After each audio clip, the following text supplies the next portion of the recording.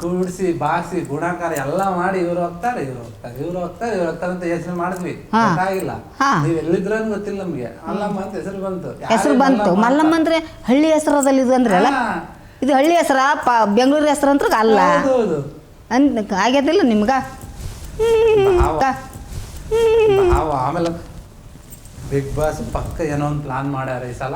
ಮಾಡ್ಬಿಟ್ಟೆ ಮಲ್ಲಮ್ಮನ್ ಕಟ್ತಾರ. ಈ ಸಲ ಗೆದ್ರೆ ಮಲ್ಲಮ್ಮೆ ಗೆಲ್ತಾರ ಅನ್ನೋ ಜನಗಳು ಫಸ್ಟ್ ಇದೇ ದಿನಾನೇ ಶುರು ಆಗಕ್ಕೆ ಮುಂಚೆನೆ.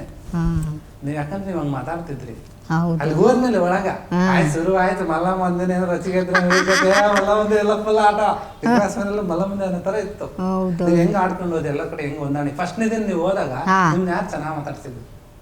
ಎಲ್ಲರೂ ಮಾತಾಡ್ಸಿರ್ಬಿಡು ಚೆನ್ನಾಗಿ. ಅವರು ಬಂದಿರಲ್ಲ ಧನುಷ್ಯ, ಅವ್ರು ಎಲ್ಲರೂ ಚೆನ್ನಾಗೇ ಮಾತಾಡ್ಸಿರು ಹೋದ ದಿನ. ನಾವು ಹೋದ್ಮೇಲೆ ಇವರು 4 ಜನ ಬಂದರು. 4 ಜನ. ಇವರು ಧ್ರುವಂತ ನನ್ನ ಹೋಗೋಣ ಧ್ರುವಂತ ಬಂದ. ಧ್ರುವಂತಾಗನ ಅವರು 3 ಜನ ಬಂದರು. ಮಾಳು, ಈ ರಕ್ಷಿತಾ, ಕಿಪ್ಪಂದನ, ಇವ್ರು 3 ಬಂದರು.